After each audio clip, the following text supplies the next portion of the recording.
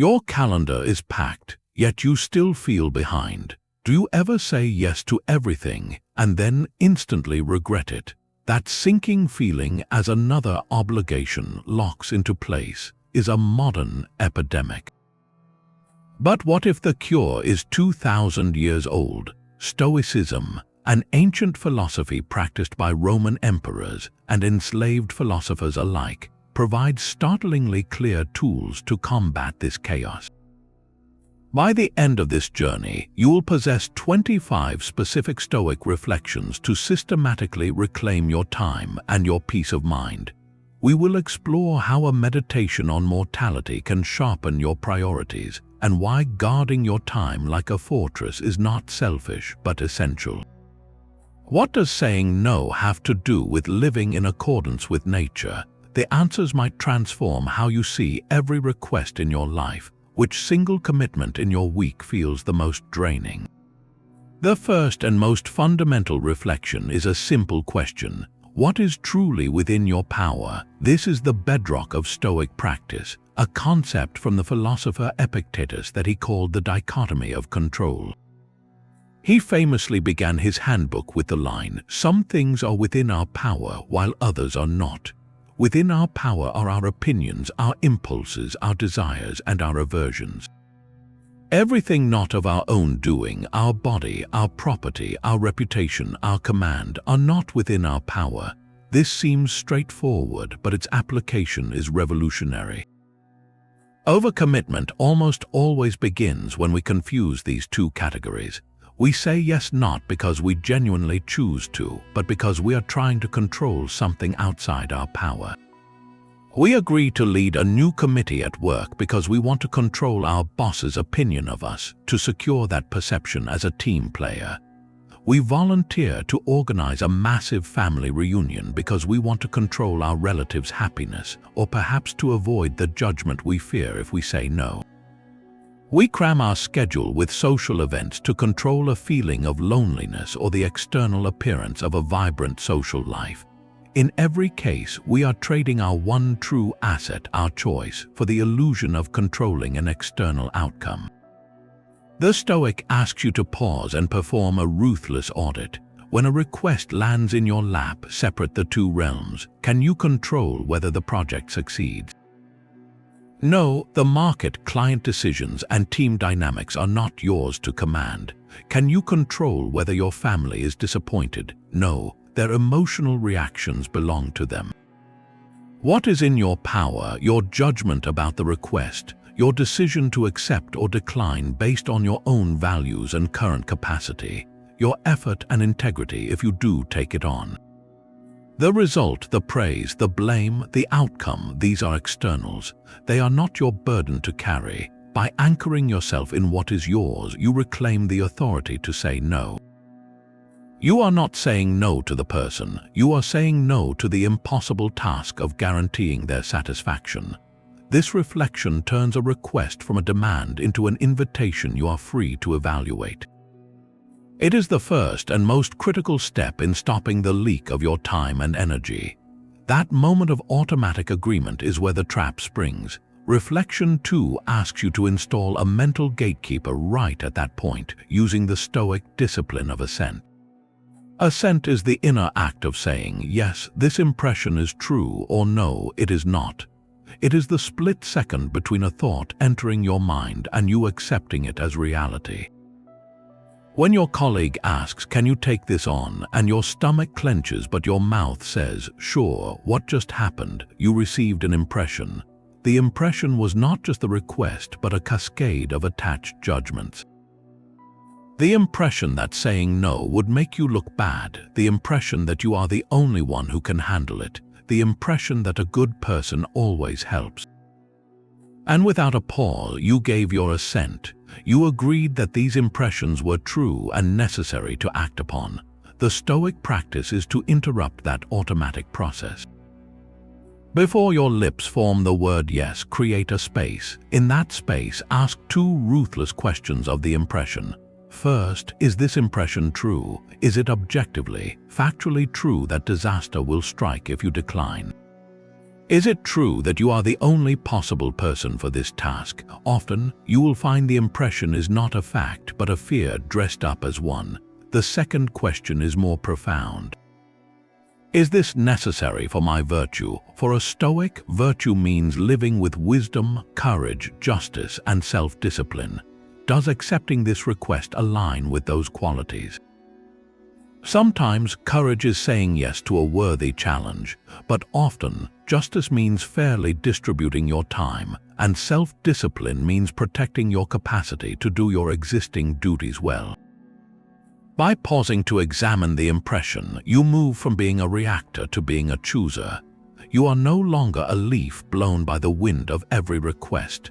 You become the tree that evaluates the wind before deciding which branches to sway. This reflection builds a habit of conscious commitment.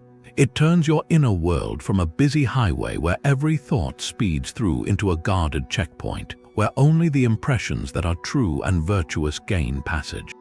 The pause you create is a space for a deeper truth. Reflection 3 is perhaps the most powerful tool in the Stoic arsenal for clearing a cluttered life, and it comes from a stark meditation. Remember you must die, in Latin memento mori. This is not a morbid fixation, but a vitalizing clarity. The Roman Stoic Seneca wrote extensively on this in his letters, arguing that we do not have a short life, but that we make it short by wasting it. He observed that life is long enough for our core duties if we use it well, but we squander it on pursuits that are not our own, on commitments that drain the color from our days. Overcommitting is, at its heart, a failure to remember your mortality. It is the act of treating time as an infinite resource, saying yes to things as if you have 10,000 tomorrows to fulfill them. But when you hold the reality of your limited days in mind, every yes carries immense weight. The question becomes brutally simple. If I knew my time was limited, would I commit to this? Would I spend my final weeks in that endless committee meeting? Would I give my last Saturday to a social obligation I dread simply out of politeness? The reflection cuts through the noise of social pressure and fear of missing out. That fear, the anxiety that saying no will cause you to miss some essential experience, is often just a ghost.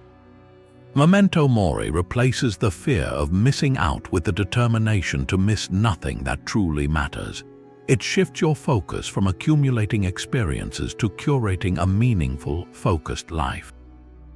Imagine your time as a clear, finite vessel. You cannot pour an endless stream of commitments into it without the most precious contents, your peace, your relationships, your true work, spilling over the sides and being lost. Remembering your mortality is not about counting days in despair, but about making your days count. It asks you to stop living on autopilot, where you agree to things because they are simply there, and start living by design. What single commitment on your calendar would vanish first if you viewed it through this lens? That is the commitment you are already overpaying for with your life. This clarity about what matters leads directly to a practical question. Who are you really when you strip away all the titles and obligations? Reflection 4 asks you to define your role clearly, a concept Marcus Aurelius returned to again and again in his private writings. The emperor would remind himself at dawn when you have trouble getting out of bed, tell yourself, I have to go to work as a human being. What do I have to complain of if I am going to do what I was born for? He saw his life as a set of roles to be performed with excellence, not a blank slate to be filled by every passing demand. For him, these were roles like a Roman, a ruler, a father, a rational being. Overcommitment thrives in the fog of an undefined identity. When you are not clear on your primary roles, you become a generalist, saying yes to anything that seems vaguely good or important. You are the reliable neighbor, the go-to colleague, the always available friend, but in trying to be everything to everyone, you risk becoming nothing substantial to anyone, especially yourself. The Stoic practice here is disarmingly simple. Take a moment and write down your 3 to 5 core roles, not your job title, but your fundamental stations in life.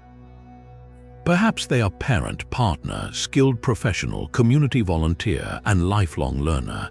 These are your pillars. Now, every new request, every potential commitment must be held up against these pillars. Does organizing the office charity auction align with your role as a skilled professional? Perhaps if it utilizes your talents. Does it align with your role as a parent if it means missing 3 bedtimes in a row? That is where the conflict emerges. Saying no is not a rejection of the request itself. It is a protection of your role integrity. It is choosing to excel as a parent over being marginally helpful as an event coordinator. Marcus Aurelius understood that each role comes with its own duties, and trying to juggle incompatible ones leads to failure in all of them. You cannot be a present, patient parent while your mind is consumed by a dozen peripheral projects you felt obliged to accept. By defining your roles, you create a filter, an invitation that perfectly serves your role as a lifelong learner, like a course or a mastermind group gets a green light. A request that severely drains energy from your role as a partner, like a weekly commitment that cuts into your only shared evenings, gets a respectful but firm red light. This reflection transforms decision-making from an emotional reaction, often based on guilt or fleeting excitement, into a strategic alignment. You are no longer just answering a question, you are answering a more important one. Does this help me perform my essential duties, the ones that define my life, with greater excellence? If the answer is no, your refusal is not personal, it is philosophical. You are declining not because you are unwilling, but because you are committed to a higher purpose. This fortress of your identity needs walls, and those walls are built from hours and minutes. Reflection 5 demands you guard your time like a fortress. The Stoic philosopher Seneca wrote a brilliant letter on the shortness of life, and in it he makes a startling comparison. He says people are frugal in guarding their personal property, but as soon as it comes to squandering time, they are most wasteful of the one thing in which it is right to be stingy. We lock our doors against thieves, we count our coins carefully, yet we leave the gates to our days wide open, allowing anyone and anything to plunder our attention. Overscheduling is the modern equivalent of that carelessness. We say yes to a vague coffee chat. We agree to a meeting with no clear agenda. We fill every white space on the calendar out of a strange anxiety that empty time is wasted time. But to the Stoic, empty time is not wasted, it is fertile. It is the space where reflection, deep work, and restoration happen. Seneca observed that life is divided into 3 parts: what is past, what is present, and what is to come. Of these, the present is short, the future is doubtful, the past is certain. The only part we can actually use is the present moment, and we are letting it be stolen from us with a smile and a nod. So how do you become a sentry at your own gates? Start with a practical tactic the ancients would have loved: time blocking for your priorities. Look at your core roles from the previous reflection. If you are a writer, block sacred, immovable hours for writing.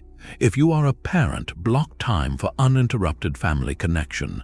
Treat these blocks with the same seriousness as a board meeting with a chief executive.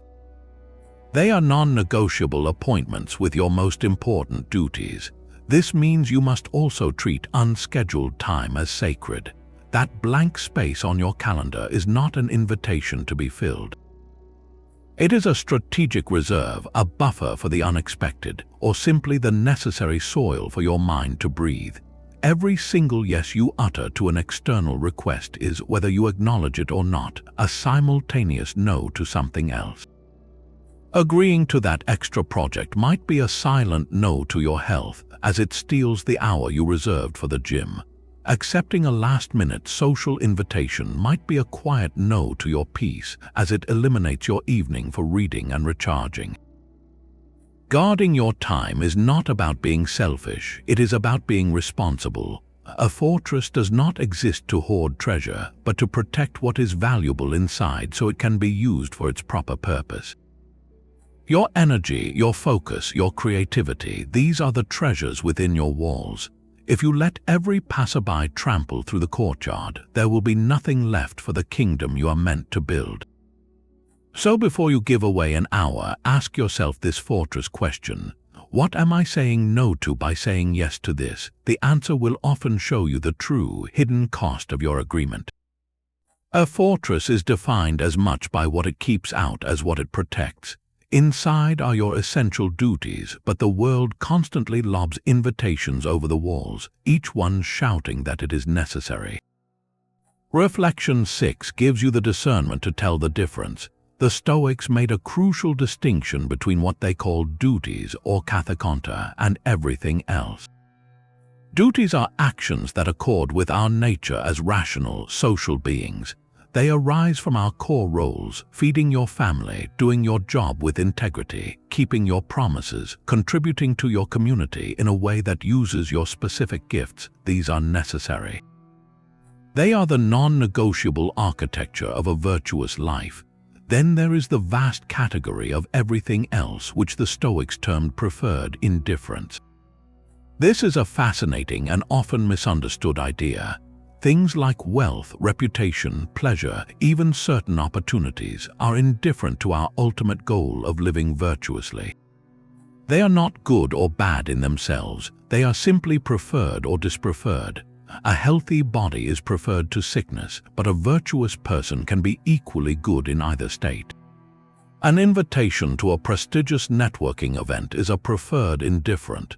It might be nice, it might lead to connections, but accepting it is not a duty. It is voluntary. Overcommitment is the chronic confusion of these two categories. We take a voluntary preferred indifferent, like chairing a high-profile committee to boost our reputation, and we mentally promote it to the status of a necessary duty. We wrap it in the language of obligation. I have to do this, it is expected of me, it would look bad if I did not, but the Stoic asks you to be brutally honest.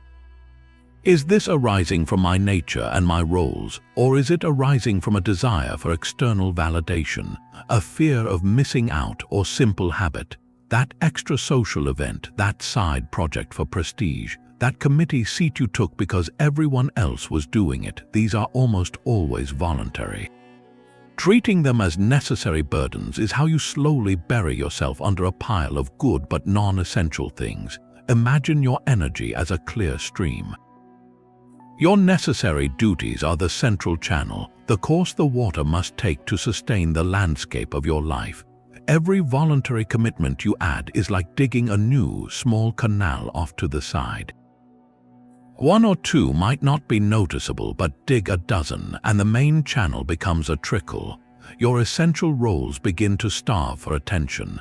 The practice here is to label each new request immediately. Before the word yes can form, ask, is this a duty or a preferred indifferent? If it is a duty, does it align with my defined roles? If it is a preferred indifferent, do I truly prefer it? Does it genuinely serve my peace and purpose, or am I accepting it out of inertia or insecurity? This reflection installs a powerful filter. It allows you to say yes to voluntary things with full joy and presence when you choose them, precisely because you know you are free to decline them. And it allows you to say no to them without guilt, because you are not neglecting a duty, you are simply choosing to keep your energy in the main channel. You stop building your life on a foundation of nice-to-haves and start building it on the bedrock of what must be done and what truly matters. This relentless pursuit of more is a silent engine of overcommitment. Reflection 7 invites you to cut that engine off by cultivating contentment with less, a Stoic virtue called autarkeia, or self-sufficiency. It is not about living in a cave or rejecting all worldly goods. It is about finding a deep and unshakable sense of enough within yourself, so that your actions are no longer driven by a hungry need for external validation or acquisition. Think about why we often say yes to things that drain us, that extra networking event not for genuine connection but from a gnawing fear that we are not connected enough. The side hustle we take on not out of passion but from a quiet anxiety that our primary income is insufficient. the committee seat we accept not to serve, but to acquire a title that makes us feel more important. Each of these yeses is a transaction. We are trading our precious time and energy for a hoped-for increase in status, security, or social capital. We stretch ourselves thin because we believe that just a little more will finally bring us peace. The Stoic sees this as a fundamental error. The philosopher Epictetus put it bluntly: wealth consists not in having great possessions, but in having few wants. Contentment, autarkeia, is the realization that you already possess the only thing you need for a good life, your own reasoned choice and character. When you internalize this, the magnetic pull of those extra obligations weakens. You no longer need to say yes to prove your worth, because your worth is not on the table. It is not contingent on your resume length or your social calendar's density. Imagine two gardeners. One is constantly digging up his plants to check the roots, always seeking a bigger plot, more exotic flowers, convinced the secret to a beautiful garden is just over the fence. His garden is a chaotic, stressed mess. The other tends diligently to the plot she has. She learns the soil, prunes with care, and finds deep joy in the steady growth before her. Her garden flourishes. The chase for more commitments is like that first gardener.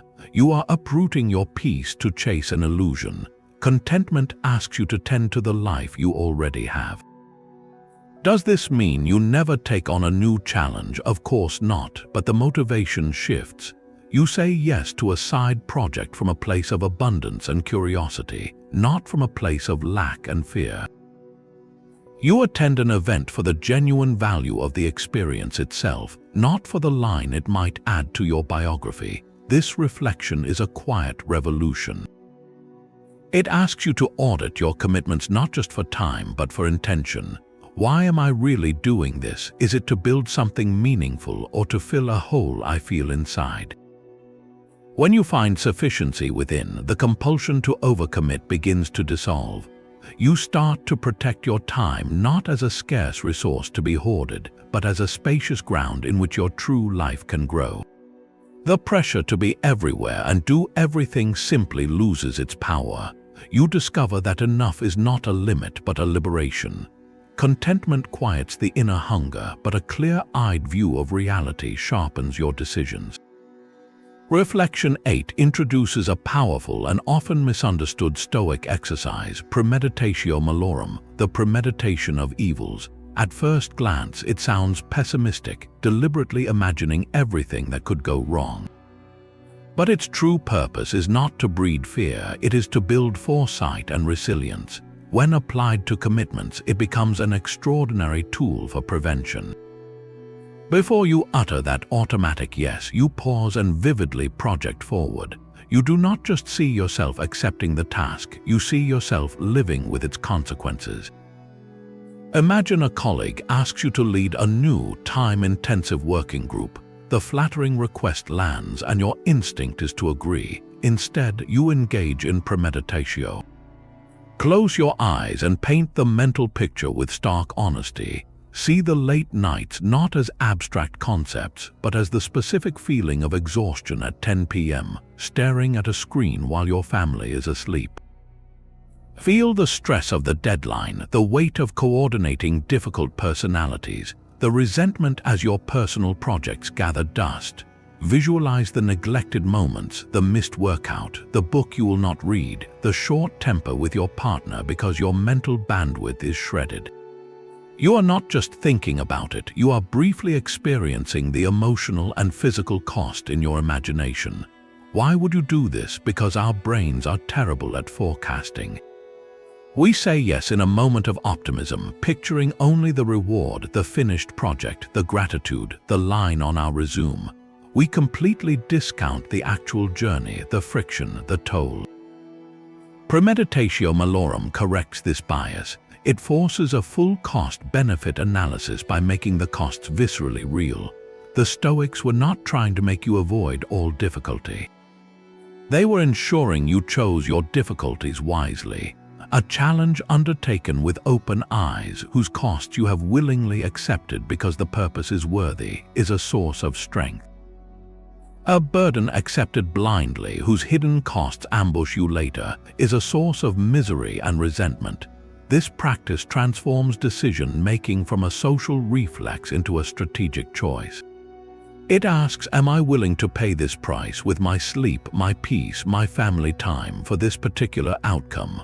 Often, you will find the price is simply too high for the reward. That committee seat might bring a slight professional boost, but is it worth 6 months of weekend work? That social obligation might please a friend, but is it worth your only free evening this week when you are already depleted? By premeditating the troubles, you are no longer swayed by the momentary glow of being asked. You are making a rational choice for your future self, aligned with your long-term peace, not short-term people-pleasing. You move from being a reactor to the present moment to being a guardian of your future well-being. This foresight is the ultimate form of self-respect. It is saying to your future self, I see what this would do to you and I choose to protect you instead. The weekend calendar fills with a familiar, frantic energy. Birthday parties, casual dinners, networking mixers, each one a potential yes that chips away at your peace. Reflection 9 offers a liberating lens for this specific pressure, viewing social invitations with Stoic indifference. The Stoics classified things like parties, gatherings, and even friendships themselves as preferred indifference. This does not mean they are unimportant or that you should become a hermit. It means their inherent moral value is neutral. A lavish party is not inherently good, and a quiet evening alone is not inherently bad. Their worth is determined solely by how you use them and whether that use aligns with virtue. This reframes every invitation from a command to an option. You are not being summoned to fulfill a social duty. You are being presented with a material, a block of time, and you must decide how to sculpt it wisely. The pressure to attend evaporates when you realize the event itself holds no power over your character. Your virtue, your peace, your integrity, these reside in your choices, not in your physical presence at a specific location.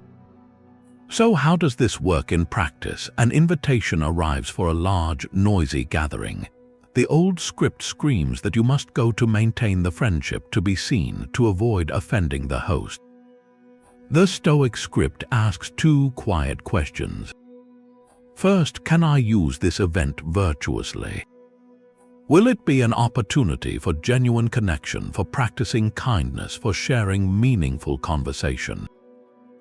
Or is it more likely to be a draining exchange of small talk that leaves you exhausted? Second, does attending this align with my core roles and current capacity? If you are a parent who has had no focused time with your children all week, saying no to the party to say yes to a family game night might be the far more virtuous use of that evening. The invitation is indifferent. Your choice is what gives it meaning. This mindset grants you the freedom for a graceful, guilt-free decline. You are not rejecting the person or the value of social bonds.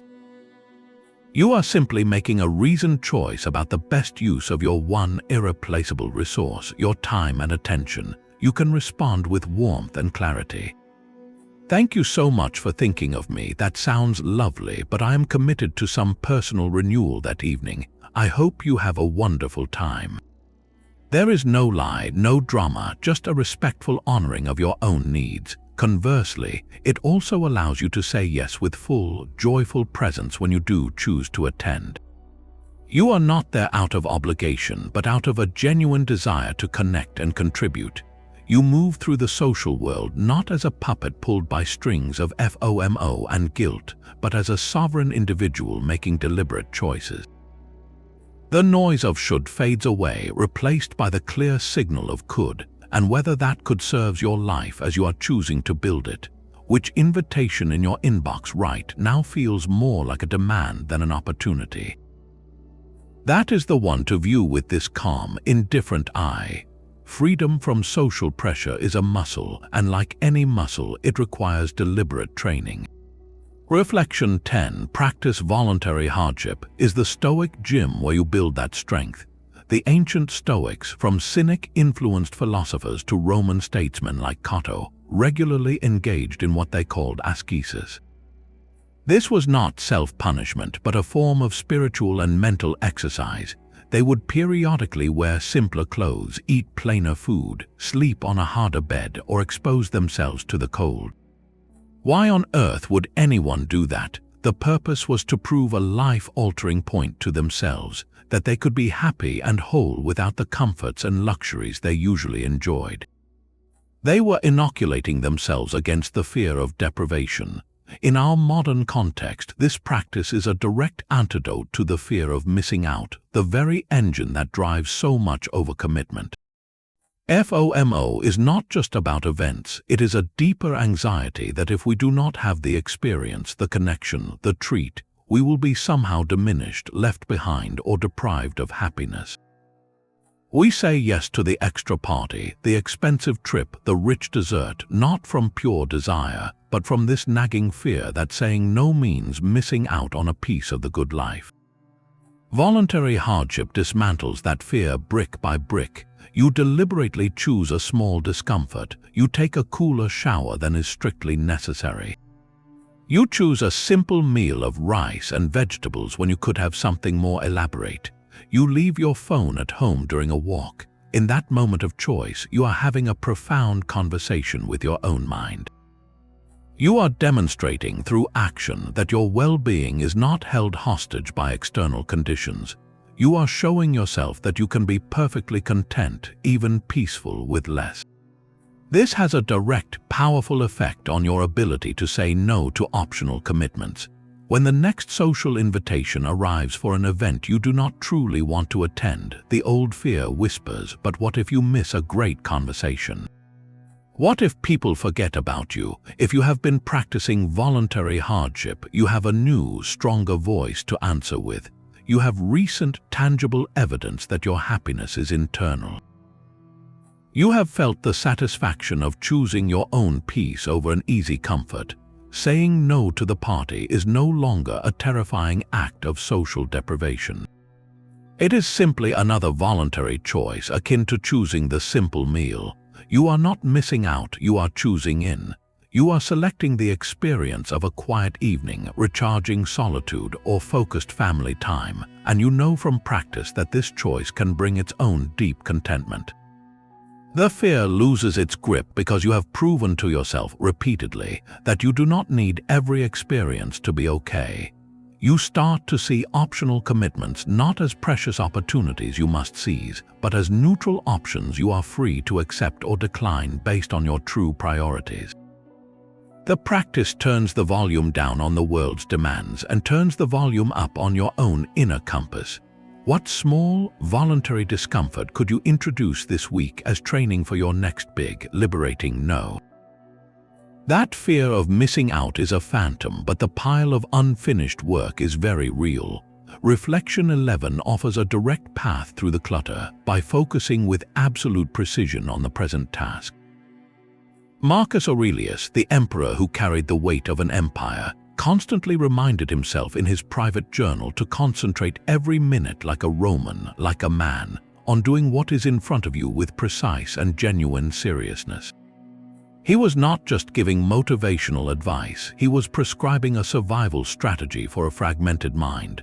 Overcommitment is not merely a scheduling problem, it is an attention crisis.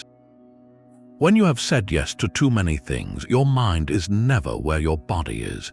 You are in a meeting, but mentally you are rehearsing the presentation for next week. You are playing with your children, but your thoughts are churning over an email you need to send for a volunteer project. This mental scattering is exhausting. It makes every task take longer and feel more draining because you are paying the cognitive tax of context switching constantly. The Stoic antidote is radical presence. It is the practice of single tasking not as a productivity hack but as a philosophical stance. Your duty in any given moment is the thing directly in front of you. Not the 10 things waiting in the wings, just this one. By pouring your entire attention into it, you accomplish two profound things. First, you do the work with a quality and efficiency that scattered effort can never match. You solve the problem, write the sentence, listen to the person with your whole being. This brings a deep satisfaction that checking 10 boxes halfway never can. Second, and this is crucial for preventing overcommitment, you get an honest read on your actual capacity. When you are fully present with a task, you experience its true weight, its texture, its demands on your energy and time. You are not glossing over it in a rushed blur. You feel the minutes pass as you craft a careful report. You sense the mental fatigue after an hour of deep concentration. This direct felt experience is the best teacher you have. It shows you in your bones that your bandwidth is finite. A mind that is constantly skipping ahead never learns this lesson. It lives in an abstract future where all tasks seem equally manageable and time seems endlessly stretchable. It is easy to say yes to a new project when you are not truly feeling the weight of your current ones. But when you are immersed, when you are in the arena of the present duty, you gain wisdom. You finish a challenging piece of work and think, that took everything I had today. The thought of adding another item of similar size to next week's queue suddenly feels not just unwise but impossible. This reflection makes you discerning. It turns you from a yes machine into a conscious allocator of your one true resource, your focused attention. Try it today. In your next task, whether it is washing the dishes or drafting a proposal, silence every other demand. Put your phone in another room, close the extra browser tabs. For 20 minutes, be only here. Feel the difference in the quality of your work, and more importantly, feel the clarity it brings about what you can reasonably take on tomorrow. That clarity is your most powerful shield against the temptation to overcommit. You are no longer guessing about your limits, you are knowing them through direct experience. Focusing on the present task reveals a hidden truth. Our commitments are not just about time, they are about desire. Reflection 12 asks you to become a detective of your own motivations, to examine the desires that secretly drive you to say yes. The Stoic philosopher Epictetus offers a startling definition. Freedom is secured not by the fulfillment of one's desires, but by the removal of desire. This sounds counterintuitive at first. We live in a culture that tells us to chase our desires, to want more, to expand our horizons. But Epictetus points to a different kind of freedom, the freedom from being puppeteered by invisible wants. Overcommitment is rarely a logical error. It is an emotional one, fueled by desires we seldom acknowledge. Probe beneath the surface of that automatic yes. What is truly being sought? Often, it is a desire for approval. You say yes to the extra assignment because you desire your manager to see you as indispensable. You agree to host the holiday gathering because you desire your family to view you as the generous, capable cornerstone.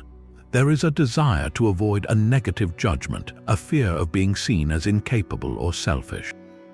Or perhaps it is a form of greed, not for money but for opportunity. You say yes to every new project, every networking event, every side hustle, driven by a desire to capture every possibility, terrified that the one you miss will be the golden ticket. These desires are the silent architects of your overwhelmed schedule. They are the whispers that turn a simple request into a high-stakes test of your worth. The Stoic practice is to intercept these whispers and question them. When you feel the pull to say yes, pause and ask, what desire is speaking right now? Is it the desire for praise? Is it the desire to avoid conflict? Is it the desire to feel important or needed? Simply naming the desire robs it of half its power.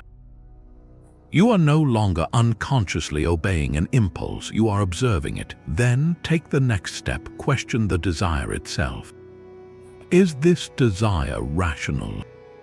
Is the approval I seek truly within my control? Even if I get it, will it bring lasting peace or just a fleeting moment of satisfaction before the next desire arises? If I say no and someone is disappointed, Does that actually say anything about my capability, or does it simply reflect their own expectations?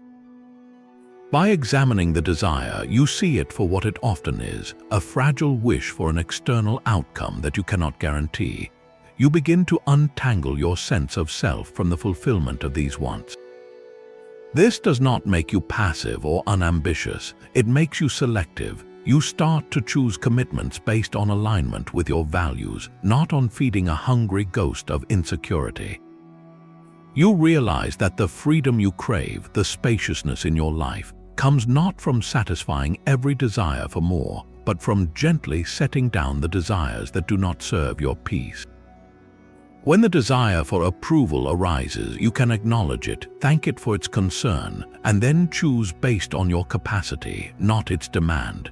When the greed for opportunity buzzes, you can remind yourself that a scattered focus captures nothing of depth. By examining your desires, you shift the source of your commitments from a place of lack to a place of purpose. What desire most often hijacks your judgment and leads you to overcommit?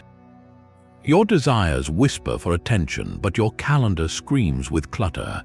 There is a way to silence both by stepping outside of yourself entirely. Reflection 13 asks you to see events from above, a Stoic visualization known as the view from above. This is not about escaping your life, but about seeing it with the clarity of distance. Marcus Aurelius used this practice constantly. He would pull his mind away from the petty frustrations and urgent demands of the imperial court and imagine himself rising high above the earth. From that cosmic vantage point, the bustling forums of Rome looked like tiny anthills. The vast empire itself was just a small plot of land. His own lifespan, his worries, his pressing duties, all shrank to an almost invisible speck in the immense flow of time and space. This mental shift is a master key for overcommitment. When you are in the thick of it, every request feels monumental. That email from a colleague demands an immediate reply. That invitation to a social event feels like a critical obligation. The meeting request for next week carries the weight of the world.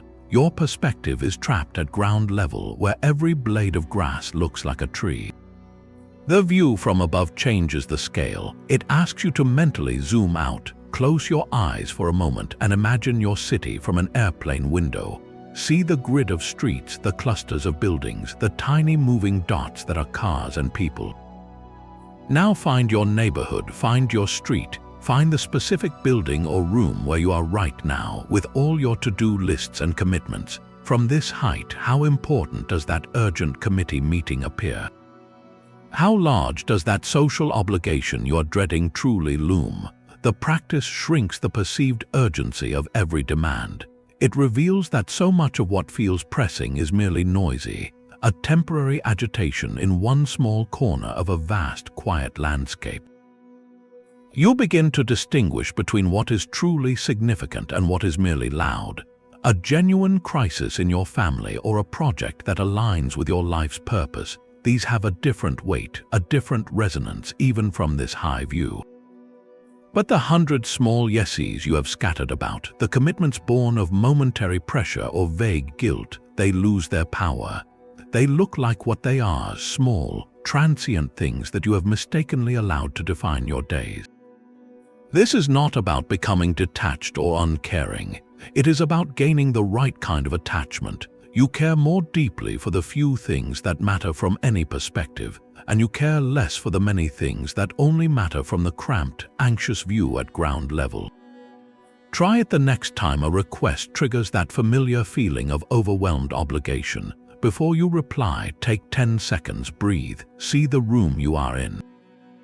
Then see the building, the town, the continent, the planet hanging in the black silence of space. From there, look back at the request. Does it still have the same gravitational pull? Often, you will find the impulse to engage with everything simply melts away. You are left with a calm discernment. You can choose to engage not because you feel you must, but because from this clear, high place, you can see that it genuinely merits your precious, singular point of light in the vastness. Your time is not defined by the noise at your feet, but by the constellations you choose to navigate by. From that cosmic view, the reactions of others shrink to a manageable size. Reflection 14 builds the final pillar of courage: to accept what happens after you say no. This is where theory meets the friction of reality. You have done the hard work, you have examined the desire, viewed it from above, and chosen to decline. You send the polite email or have the gentle conversation, and then silence, or worse, disappointment. A friend's text goes unanswered for days. A colleague's tone in the next meeting is noticeably cooler. That fleeting opportunity you passed on is seized by someone else, and they seem to thrive. This is the moment where the old habit screams to life, telling you that you made a mistake, that you should have just said yes to keep the peace. The Stoic virtue of acceptance, specifically the acceptance of what is not within your power, is your anchor here. You must internalize a simple, unshakable truth. The reactions of other people, their disappointment, their approval, their silent judgment, these are externals. They belong in the same category as the weather. You can no more control someone's emotional response to your boundary than you can command the rain to stop. Your control ended with your own choice, your own reasoned no. To fret over their reaction is to reach back over the fence into their garden and try to prune their emotions, a futile and exhausting task. The practice is to consciously separate the two events. Your action was saying no based on your values and capacity. Their reaction is their own independent event, governed by their expectations, their moods, their own philosophy of life. You are responsible for the first, you are not responsible for the second. Acceptance means allowing that second event to unfold without your emotional resistance. It means observing the coolness from your colleague and thinking, that is their response, it is outside my control, and I accept that it may occur. This does not mean you are indifferent to others or callous. You can still act with kindness and empathy, but you release the demand that they must respond in a specific, positive way for your decision to be valid. Imagine you are a rock in a stream. Saying no is you holding your position, solid and unmoved. The water flowing past is the reactions of others. Some water flows smoothly around you, some splashes and churns. If you try to control how every droplet of water behaves, you will drive yourself mad. Acceptance is the wisdom to remain the rock, to let the water do what water does, without believing the splash is a commentary on your right to exist. This builds immense courage. It means you can set a boundary not as a gamble, hoping for a good reaction, but as a principled stand, prepared for any reaction. Your peace is no longer contingent on their approval. The potential for external disapproval becomes simply a data point, not a deterrent.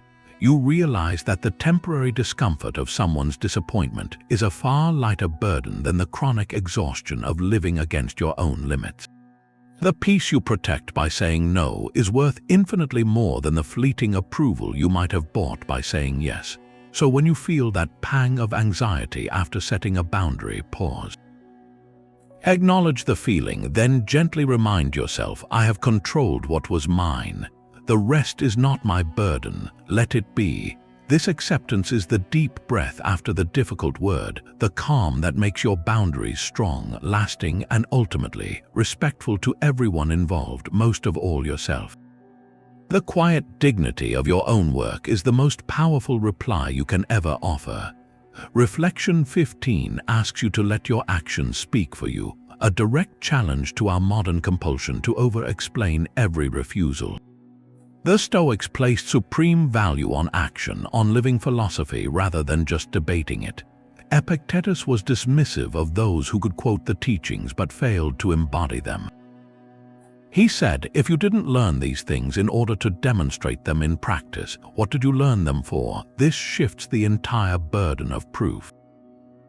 You do not need to construct elaborate verbal justifications for your no, because your yeses, the commitments you have carefully chosen, are already building your case. When you decline a new request, the underlying anxiety is often about perception. You worry the other person will think you are lazy, uncooperative, or incapable. So you launch into a soliloquy about your busy schedule, your prior obligations, your personal struggles, hoping to convince them your no is legitimate. This is exhausting, and it subtly reinforces the idea that your worth is something you must argue for. The Stoic alternative is to build a reputation so solid through consistent action that your occasional refusals are met not with suspicion but with respect. Imagine two colleagues. The first is always available, always saying yes, but their work is perpetually late, rushed, and full of errors. They are spread thin, and it shows. When they finally say no, people might think, well, they are clearly overwhelmed because they cannot handle much.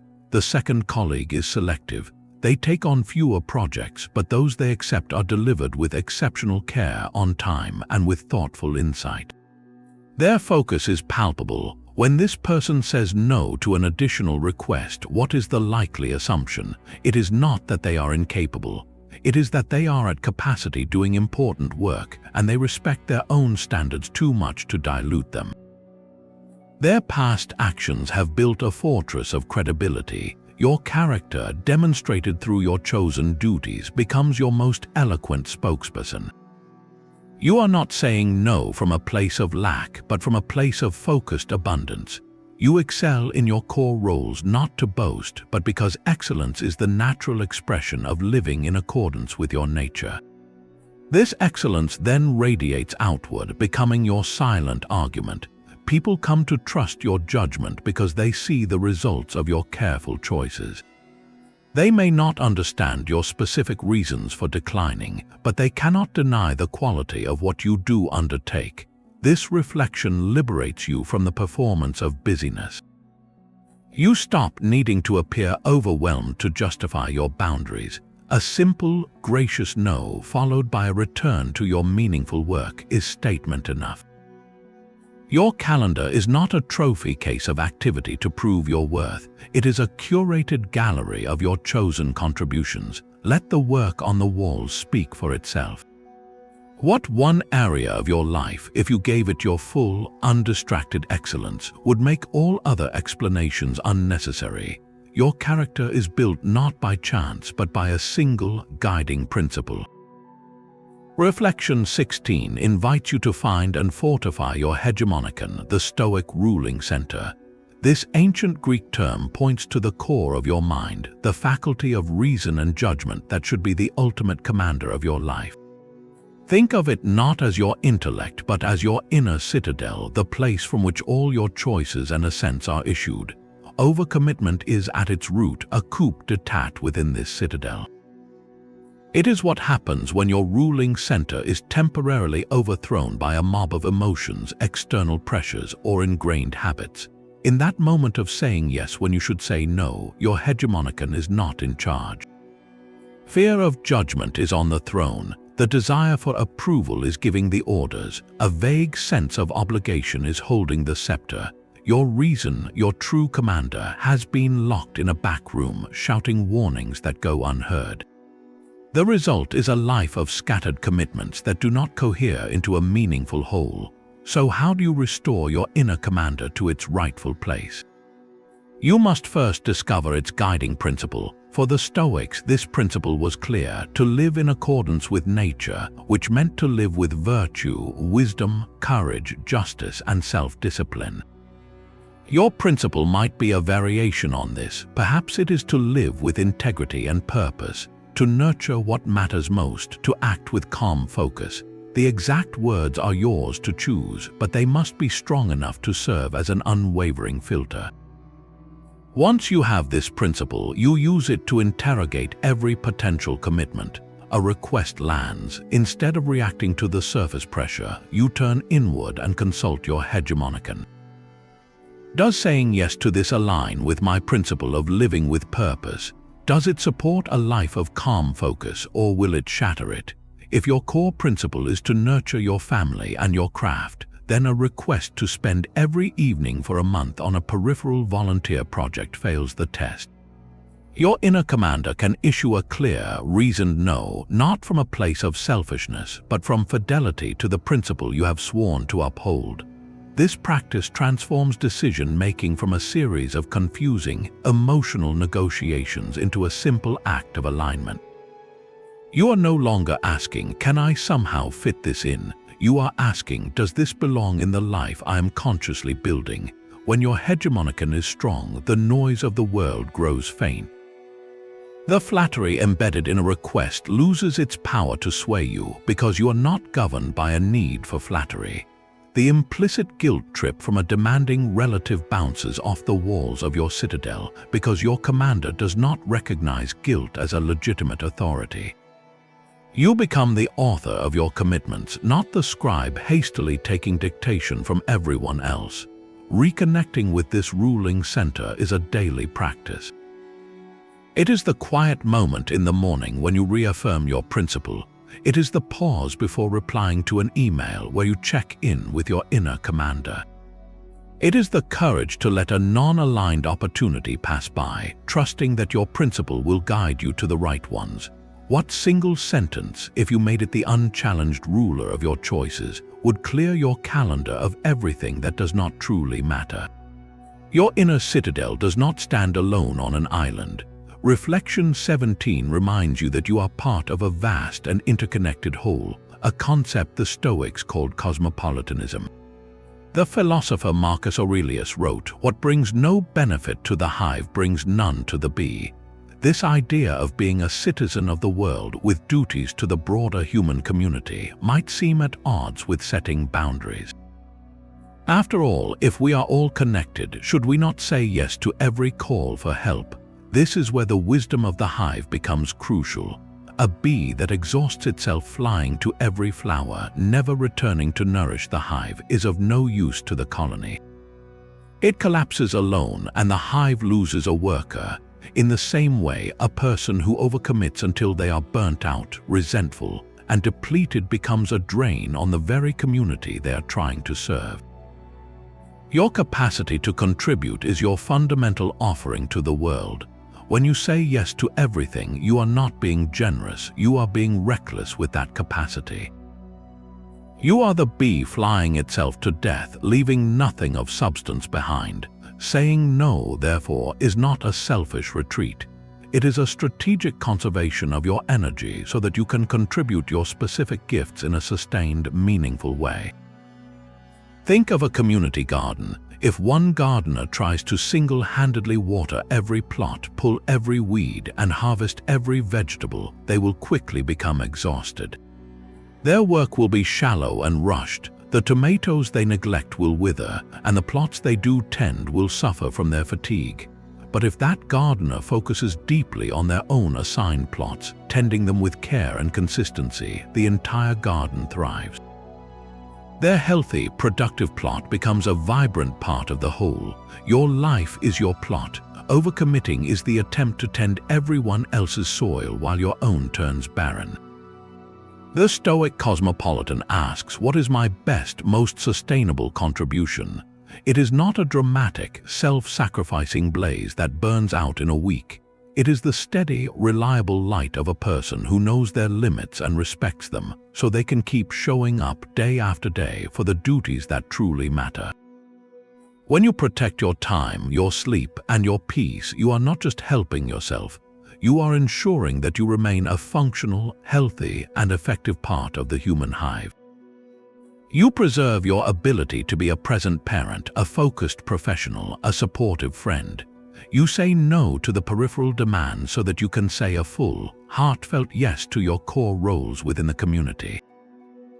This reflection reframes every boundary as an act of social responsibility. You are guarding your capacity to serve. The next time you feel guilty for declining a request, remember the bee and the hive. Your most noble duty is not to exhaust yourself trying to be everywhere, but to cultivate your own plot so well that its bounty nourishes the whole. That carefully tended plot holds more than you might realize. Reflection 18 asks you to practice gratitude for what you already have, because overcommitment is often a symptom of a scarcity mindset. It is the quiet, persistent feeling that you need more experiences, more connections, more achievements to finally be enough or secure. This sense of lack is the fuel that feeds the frantic yes. Stoics like Seneca and Marcus Aurelius did not see gratitude as a passive feeling, but as an active, daily discipline to combat this very illusion. Each morning, Marcus would begin by reminding himself of the good in his life, writing notes to himself about the people he could learn from and the comforts he enjoyed. He was not waiting to feel thankful, he was constructing thankfulness brick by mental brick to fortify his mind against the hunger for more. How does this directly stop overcommitment? When you operate from scarcity, every request looks like a potential lifeline, a piece of the more you believe you need. That extra project might be the one that finally gets you noticed. That additional social commitment might be the connection that changes everything. You say yes because you fear that no is a door closing forever on some future possibility. Gratitude reverses this current by deliberately and regularly listing what you already have and what you already do. You shift your focus from an imagined future lack to a present reality of sufficiency. You are not just listing material possessions, you list your core obligations and see them not as burdens but as evidences of a full life. I am grateful for my job, which provides and challenges me. I am grateful for my family, which gives my life love and meaning. I am grateful for my health, which allows me to engage with the world. I am grateful for the 2 community roles I already hold, which allow me to contribute in ways that match my skills. This practice does something profound. It makes you feel fuller. When you are mentally and emotionally full, the compulsion to take on more simply diminishes. You look at a new request and think, my plate is already nourishing. Adding this would not make it more full, it would make it spill over. You begin to recognize the abundance already present in your carefully chosen commitments.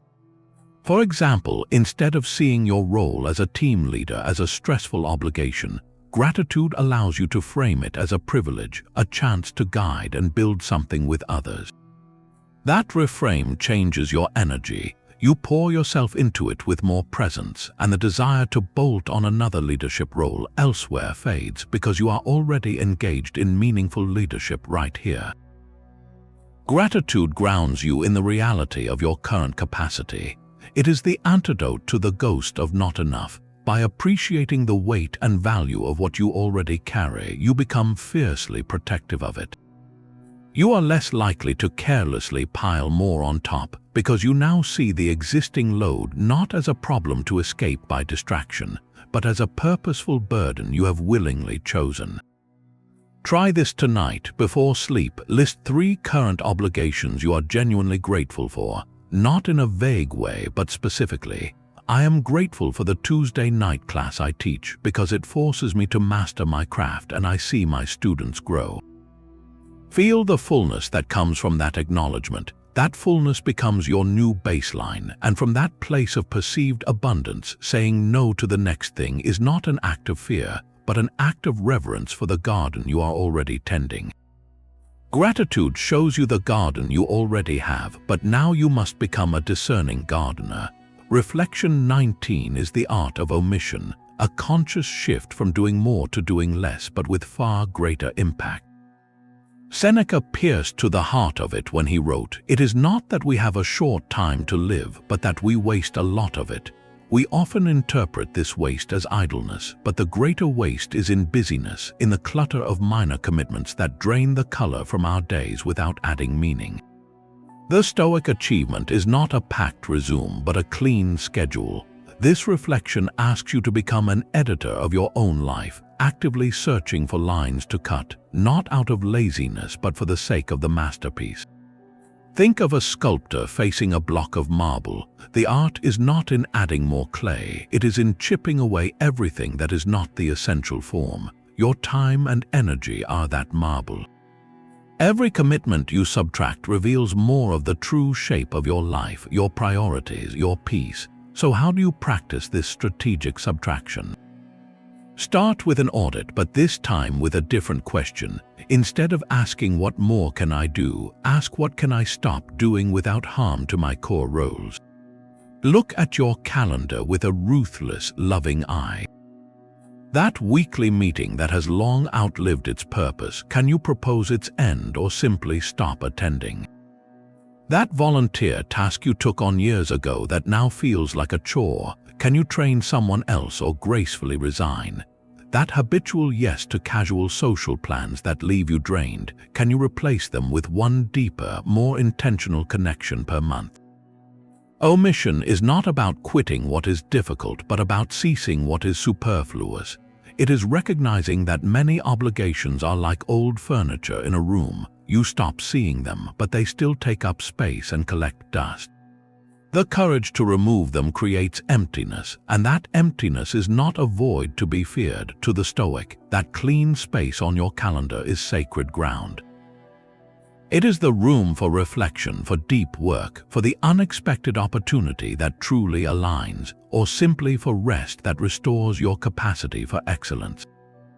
When you omit the non-essential, you are not doing nothing. You are creating the conditions for your best work and your truest presence in the few things that remain. You move from being a general contractor of your time, managing a dozen shaky projects, to being an architect, focused on the integrity of a single, beautiful structure. What one commitment, if you omitted it tomorrow, would create the most breathing room for what you genuinely value? That is your first chiseled stroke. A clean schedule is a beautiful illusion if it cannot withstand a single knock at the door. Reflection 20 asks you to prepare for interruptions and setbacks, to expect life's inevitable disruptions as a matter of course.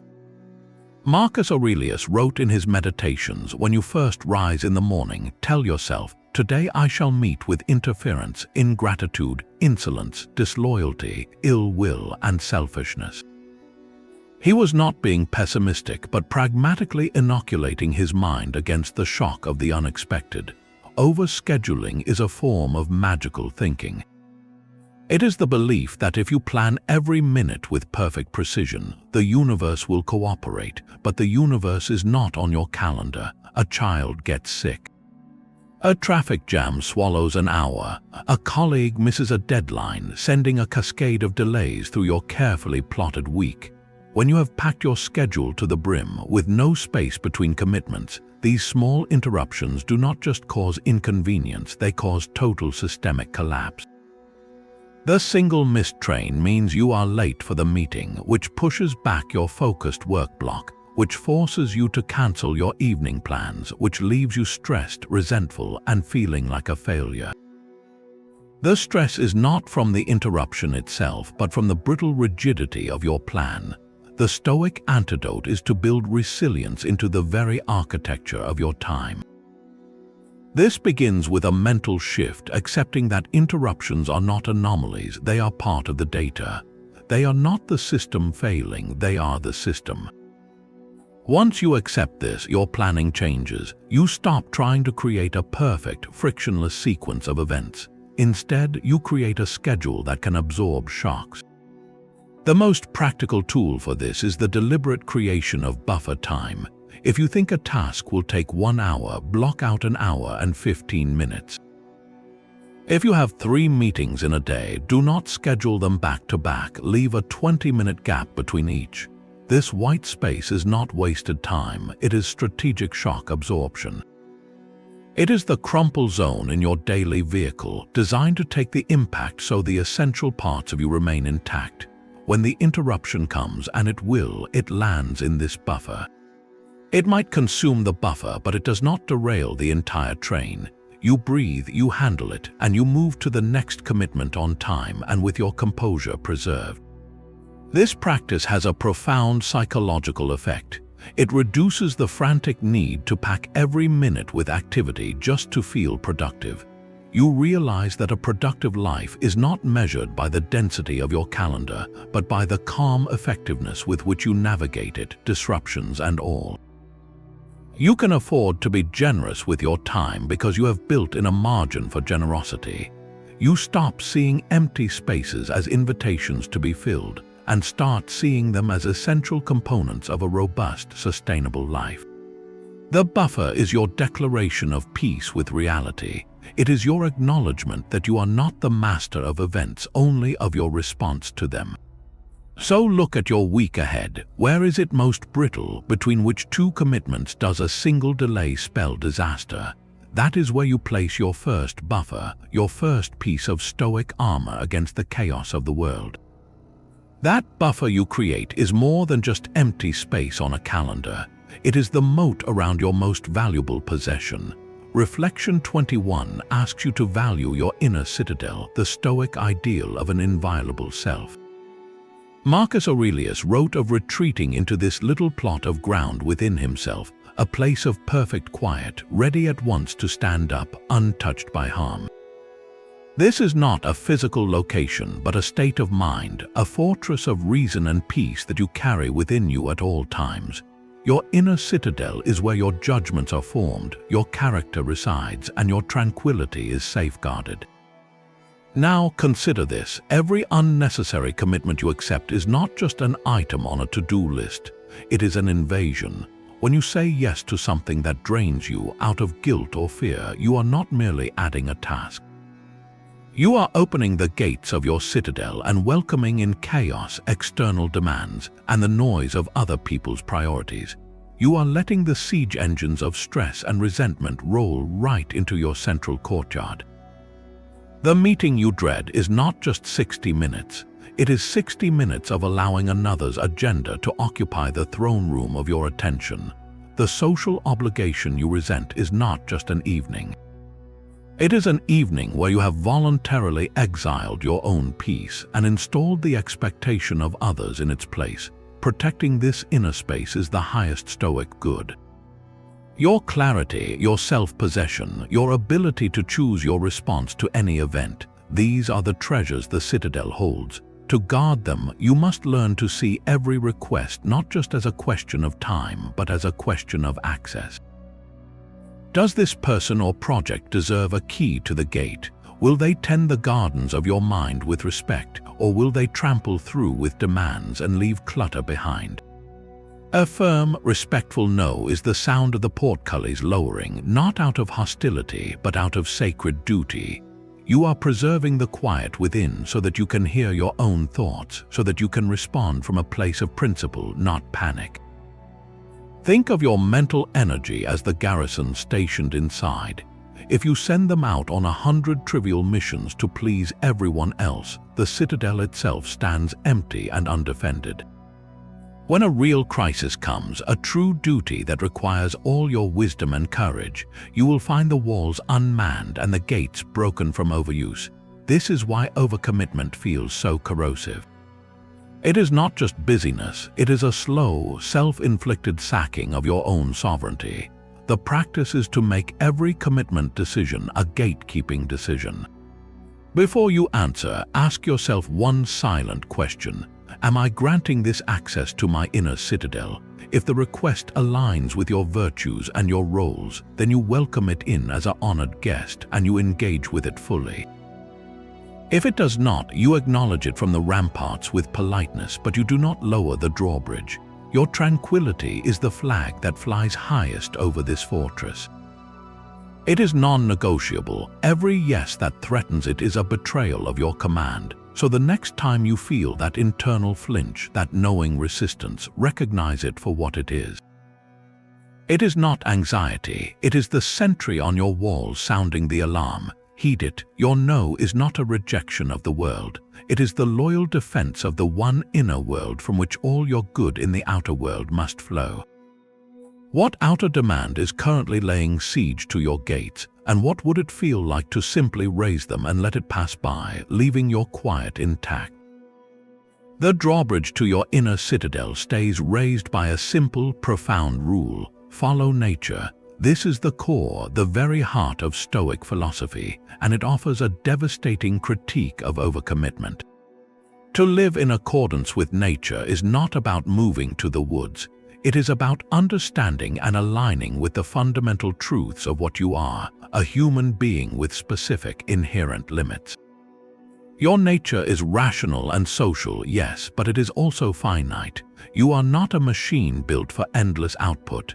You are an organism with a need for sleep, for restoration, for focused attention, and for the deep, slow work of meaning. Overcommitment is, by this definition, unnatural. It is a rebellion against your own design. When you cram 30 hours of obligations into a 24-hour day, you are not being productive. You are attempting to violate the laws of physics and biology. You are trying to make your mind and body do something they were never built to do, and the stress, the exhaustion, the resentment, these are not signs of weakness. They are your nature's alarm system, screaming that you have left its natural path. This reflection asks you to listen to that alarm not as a failure but as a guide. It encourages you to design a workload that respects natural human capacity. Think of the rhythm of the day itself. Nature has cycles of light and dark, activity and rest. Your body has circadian rhythms. Your mind has peaks and troughs of concentration. To ignore these is to row against the current of reality. Honoring nature means building a schedule that has room for these rhythms. It means blocking time for deep, uninterrupted work during your personal peak hours, not scattering your attention across 10 shallow tasks. It means honoring the need for true rest, not as a reward for exhaustion, but as a necessary phase of the cycle, as essential as the fallow period in a field. It means choosing depth over unnatural breadth. The modern world glorifies the person who does 10 things at once. Nature glorifies the oak tree that grows slowly, sinking one deep root at a time. When you say yes to yet another commitment, you are not adding another branch to your oak. You are trying to graft on an entire new species, and the tree will reject it or weaken under the strain. Following nature means asking, what is the natural scope of my life given my roles? What is a sustainable pace for my particular mind and body? For some, that might mean one major project at a time. For others, it might mean 3, but never 5. The number is not the point, the alignment is. You are looking for the point where your effort feels challenging but not breaking, engaged but not frantic. It is the difference between a river flowing powerfully within its banks and a flood that spills chaotically, destroying everything in its path. Your energy is meant to flow, not flood. So look at your commitments, which ones force you into an unnatural state, demanding you be a machine that never sleeps, a mind that never wanders, a presence that is never fully present. Those are the commitments that ask you to betray your nature. Saying no to them is not a failure of ambition. It is an act of integrity, a return to the natural order you were designed to inhabit. It is choosing to be a healthy, whole human being, not a burned-out ghost of one. What one commitment on your list most violently contradicts your natural need for rest or focus? That is the first one nature is asking you to let go. Nature's boundaries are firm, but our plans remain fluid. Reflection 23 introduces a subtle yet transformative mental tool, the reserve clause. In ancient Stoic practice, this was often spoken as fate permitting, or in Latin, Deo volent, God willing. It is not a superstitious phrase, but a philosophical stance baked into every action. When you consider a commitment, you undertake it with a silent, internal addendum. I will do this if nothing prevents me. This small clause creates a vast space of psychological freedom. Most of us commit with a kind of brittle certainty. We say yes, and in that moment we fuse our identity and our self-worth to the successful completion of the task. We do not just agree to organize the fundraiser, we agree to become the person who must organize the fundraiser perfectly, or else we are a failure. This fusion is the source of immense pressure and subsequent guilt when life inevitably intervenes. The reserve clause severs that unhealthy fusion. It acknowledges a fundamental Stoic truth from the very beginning, that while your intention and effort are within your power, the final outcome is not. You can control your actions, but you cannot control a sudden illness, a family emergency, a change in company priorities, or 1,000 other unforeseen events. By adding fate permitting to your commitment, you are doing 2 wise things at once. First, you are detaching your sense of worth from the result. You are saying, my value lies in my sincere effort and my good intention, not in the unpredictable world's cooperation. This protects you from the crushing guilt if you have to step back later. Second, you are building in pre-approved flexibility. You are giving your future self permission to adjust or even withdraw if circumstances change dramatically without it being a moral failure. Imagine you agree to coach a youth sports team. Without the reserve clause, you see it as an ironclad promise. When a work project explodes a month later, demanding travel, you are trapped. You either neglect the team, neglect the work, or destroy your health trying to do both, all while drowning in guilt for breaking your word. With the reserve clause, your original agreement was different. You thought, I will coach this season, fate permitting. You gave your full effort and intention. Then the work crisis arises, a genuine prevention. Because you built the clause in from the start, adjusting your commitment is not a betrayal, it is the responsible acknowledgement of reality. You can step down gracefully, help find a replacement, and do so without shredding your self-respect. The clause is not a cop-out for flakiness, it is the opposite. It is a commitment made with profound honesty about the nature of life. It allows you to say yes to more things initially because you are not signing a blood pact, you are making a good faith intention. And it makes it easier to protect your core priorities when the winds shift because you planned for the wind all along. Try it with your next yes, even silently. I will take on that project if nothing prevents me. Feel the weight lift. You are still committed, but now you are committed as a rational human in an unpredictable world, not as a demigod who can control fate. Your integrity remains intact, held safely in your intention, not hostage to an outcome you were never meant to guarantee. That reserve clause protects your integrity, but what is the purpose of all this careful guarding? Reflection 24 offers the ultimate answer: to seek wisdom, not busyness. The Stoics called this wisdom Sophia, and it was not merely intellectual knowledge. It was the practical understanding of how to live well, to navigate life with virtue, clarity, and peace. This stands in stark opposition to the modern cult of busyness, where our worth is often measured by the sheer volume of our activity, the length of our to-do lists, the packed density of our calendars. We wear exhaustion like a badge of honor, mistaking motion for progress. But the Stoic asks a piercing question: progress toward what? True Stoic progress is measured in the quiet cultivation of moral character, in the deepening of your understanding, in the strengthening of your resilience. It is an internal metric, invisible to the outside world. No one can see you become more patient, but you feel it when you navigate a frustration without anger. No one awards a trophy for increased self-awareness, but you benefit from it in every choice you make. This reflection provides a powerful new filter for every potential commitment. When a new request arises, you do not just ask if you have the time. You ask a more profound question: does this cultivate wisdom, or does it merely cultivate activity? Many commitments are pure activity. They are motion without direction. That obligatory networking mixer where conversations never move past the surface, the committee meeting that rehashes the same points for the 10th time, the social media scrolling disguised as connection. These are engines of busyness. They consume hours but leave your inner life untouched, or worse, depleted. They are like running on a treadmill. You are moving, sweating, exerting yourself, but you are not going anywhere meaningful. A commitment that cultivates wisdom looks different. It challenges your thinking. It requires deep focus. It puts you in situations where you must practice patience, courage, or justice.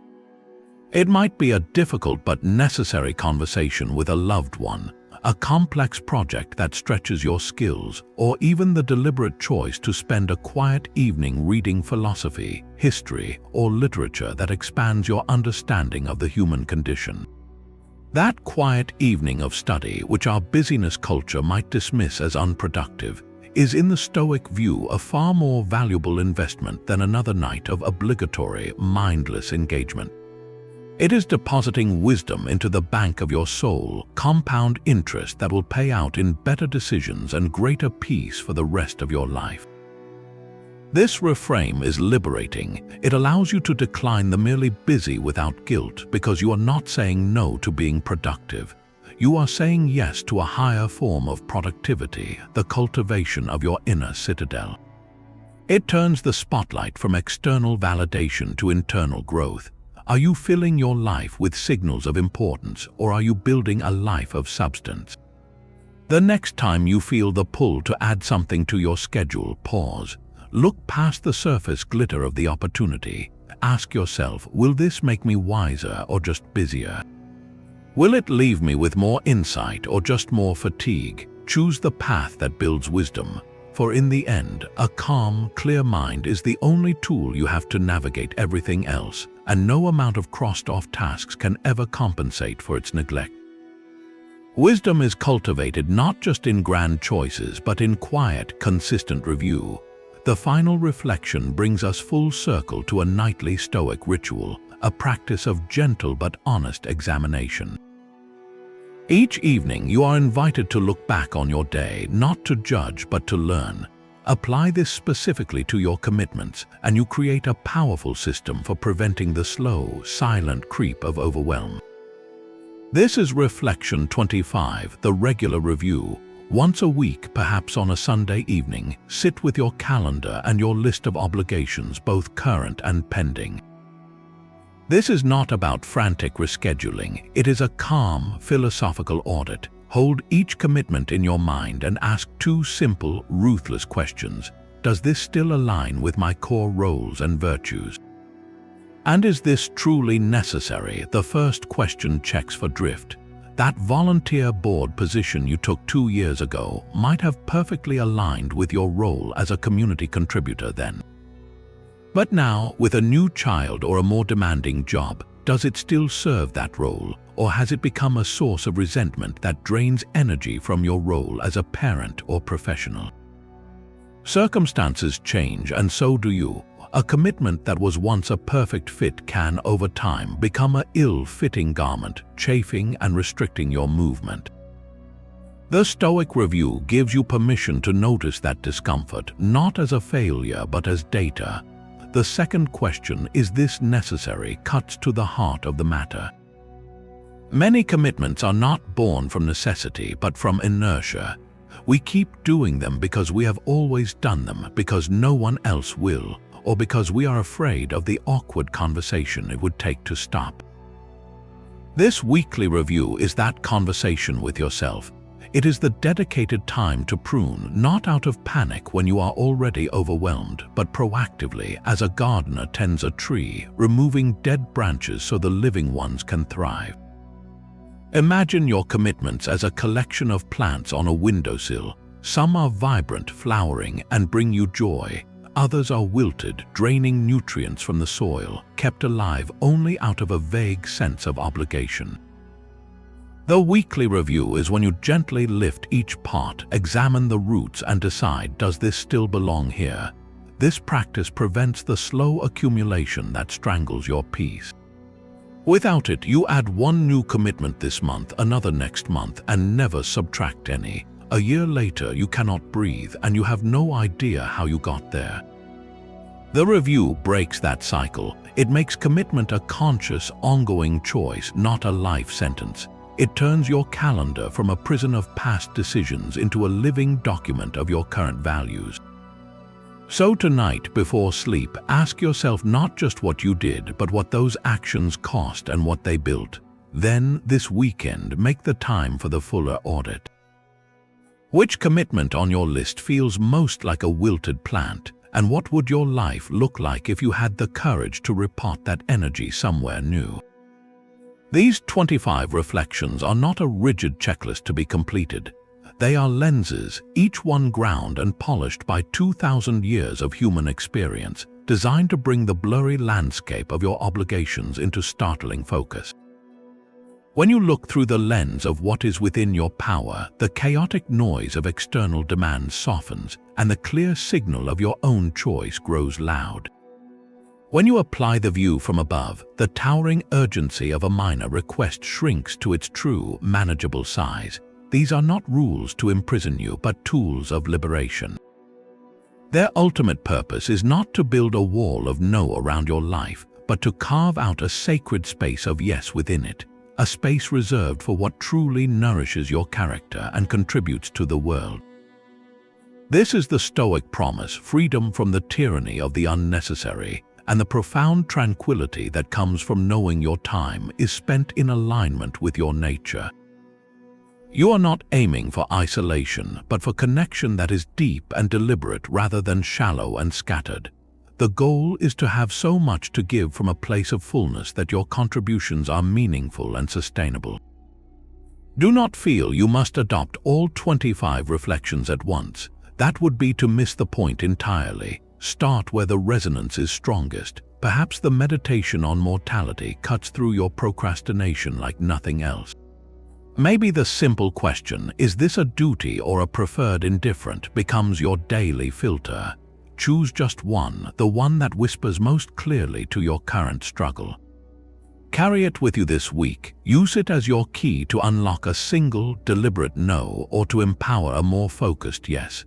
In the comments below, share which reflection you will try first to protect your time and your peace. Your choice might just inspire someone else to begin their own journey from overwhelm to ownership.